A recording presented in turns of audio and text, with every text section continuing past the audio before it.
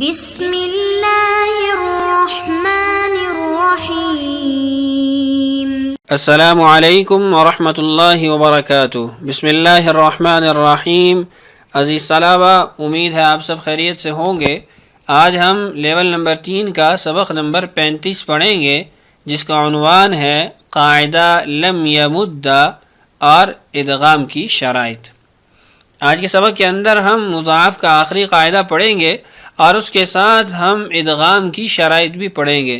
مسلسل ہم ادغام کا لفظ استعمال کرتے ہوئے آ رہے ہیں، تو آیا اس ادغام کی کچھ شرائط بھی ہیں یا نہیں ہیں، اور اگر شرائط ہیں تو کیا ہیں، یہ آج کے سبق کا ہمارا عنوان ہے۔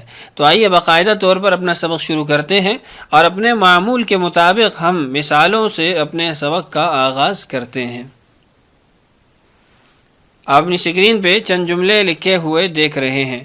سب سے پہلا جملہ ہے وَلَا يُضَارَّ كَاتِبٌ وَلَا شَهِيدٌ، اور دوسرا جملہ مَنْ مَدَّ يَدَهُ مُسْتَعِينًا بِكَ فَامْدُدْ لَهُ يَدَكَ، اور تیسرا جملہ لَا تَهْتَمَّ بِالدُّنْيَا عَلَى حِسَابِ أُخْرَاكَ۔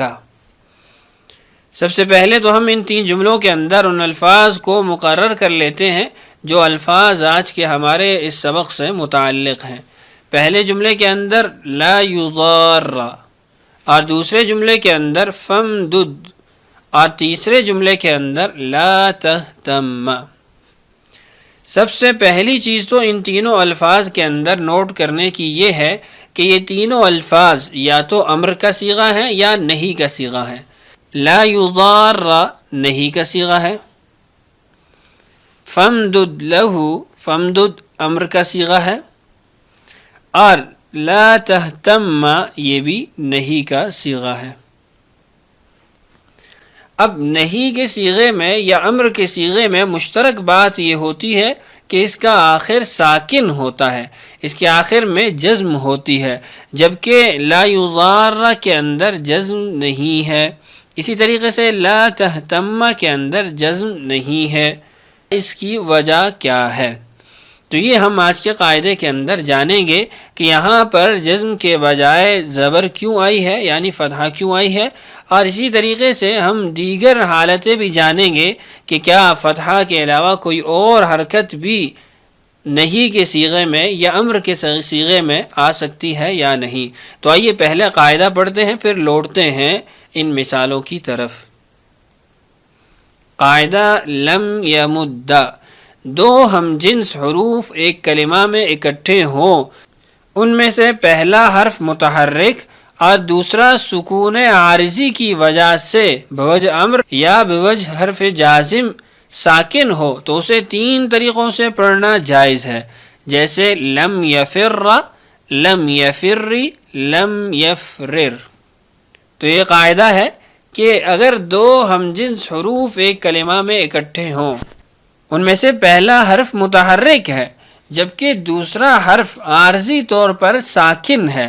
عارضی طور پر ساکن ہونے کا مطلب یہ ہے کہ اس حرف سے قبل کوئی حرف جزم آ گیا ہے یا پھر امر کی وجہ سے وہ صیغہ جزم ہو گیا ہے، ساکن ہو گیا ہے، تو ہم اس کو 3 طریقے سے پڑھ سکتے ہیں۔ ایک طریقہ تو وہی ہے کہ ہم اس کو جزم کے ساتھ پڑھیں اور پہلے حرف کی حرکت کو ادا کریں، اور دوسرا طریقہ یہ ہے کہ ہم اس کا ادغام کریں اور اس کے اوپر فتحہ پڑھیں، اور تیسرا طریقہ یہ ہے کہ ہم اس کے اوپر ادغام کر کے کسرہ لے آئیں، اور تیسرا طریقہ یہ ہے کہ ہم اس کے اندر ادغام کریں اور پھر اس کو کسرہ دے دیں۔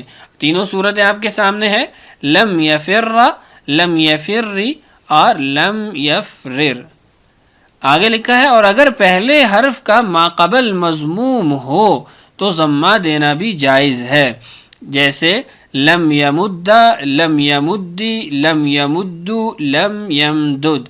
یعنی اگر ماقبل ضمہ ہے تو چاروں حالتیں پڑھی جا سکتی ہیں، کسرہ کے ساتھ بھی، فتحہ کے ساتھ بھی، ضمہ کے ساتھ بھی، اور اسی طریقے سے ساکن کے ساتھ بھی۔ اور اگر اس سے قبل ضمہ نہیں ہے تو پھر ہم اس کو 3 طریقوں سے پڑھ سکتے ہیں، فتحہ کے ساتھ، کسرہ کے ساتھ اور ساکن کے ساتھ۔ تو یہ تھا ہمارا قاعدہ لم یمد۔ آئیے اب لوٹتے ہیں اپنی مثالوں کی طرف اور دیکھتے ہیں کہ وہاں پر یہ قاعدہ کیسے جاری ہوا ہے اور مزید وہ صیغہ کن حالتوں میں تبدیل ہو سکتا ہے۔ ولا یضار کاتب ولا شہید۔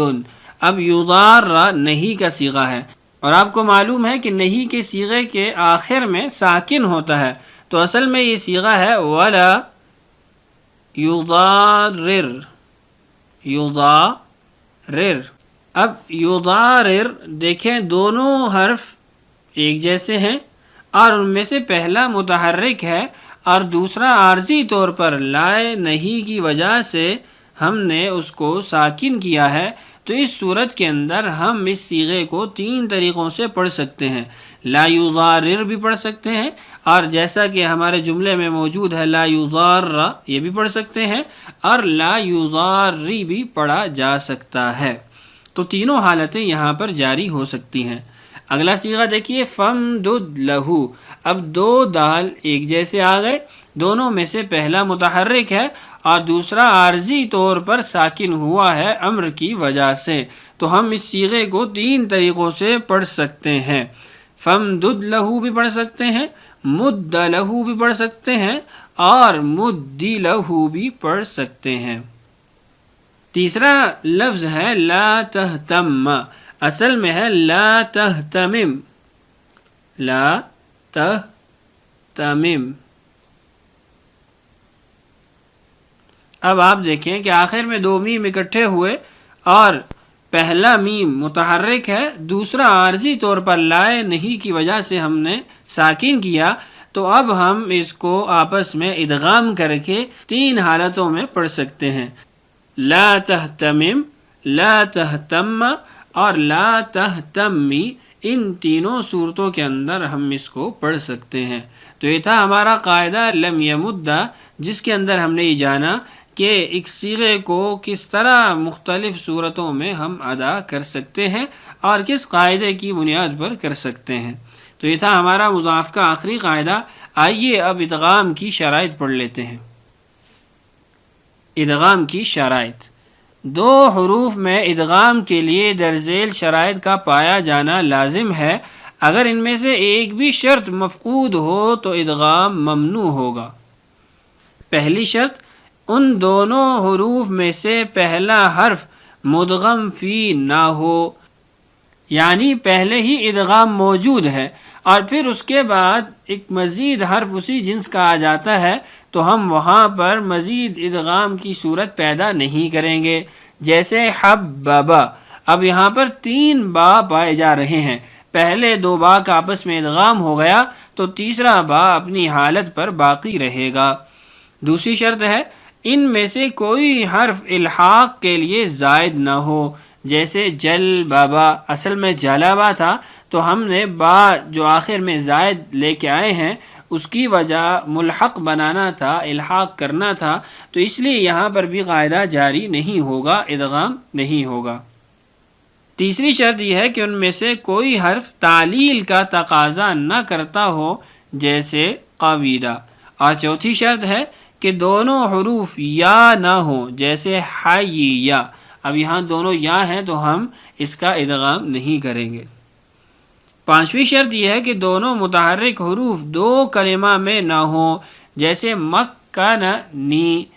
اب دونوں متحرک حروف 2 مختلف کلموں میں ہیں تو ہم ان کے اکٹھے ہونے کی وجہ سے، یعنی ایک کے بعد دوسرے کے آنے کی وجہ سے ادغام نہیں کریں گے، اس لیے کہ دونوں متحرک بھی ہیں اور دونوں جدا جدا کلمہ میں موجود ہیں۔ چھٹا ہے دونوں میں سے اول حرف باب افتعال کی تا نہ ہو، جیسے اقتتل۔ اب 2 تا تو اکٹھے ہو گئے لیکن پہلا تا وہ باب افتعال کی تا ہے۔ 7ویں شرط یہ ہے کہ دونوں حروف باب افعلال کی واو نہ ہو، جیسے ارعوا۔ اور 8ویں شرط دونوں حروف میں سے دوسرے کی حرکت عارضی نہ ہو، جیسے اردود القوم۔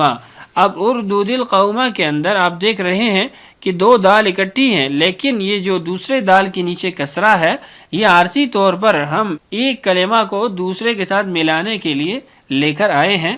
اصل میں تھا اردد القوم. اور 9ویں شرط یہ ہے دونوں حروف اسم متحرک العین کے کسی وزن پر نہ ہوں، جیسے سبب، علل، زرار، سرور.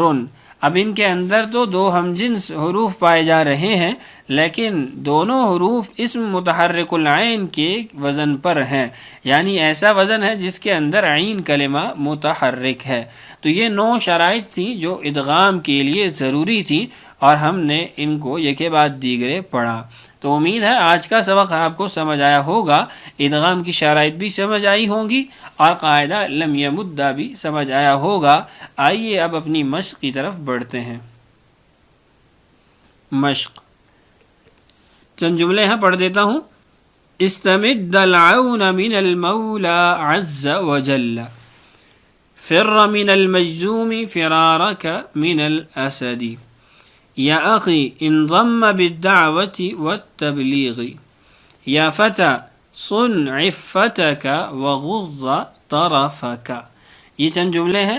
آپ نے ان جملوں کے اندر پہچان کرنی ہے کہ قاعدہ کہاں پر جاری ہوا، اور پھر اس قاعدے کی بنیاد پر ہم اس لفظ کو کتنی حالتوں میں پڑھ سکتے ہیں، وہ آپ نے آج کے اس سبق کے اندر معلوم کرنا ہے. تو امید ہے سبق آپ اچھے طریقے سے سمجھے ہوں گے. اللہ تعالی ہمارے لیے سمجھنا اور سمجھانا آسان کرے. اللہ تعالی ہم سب کا حامی و ناصر ہو. اجازت دیجیے. السلام علیکم ورحمۃ اللہ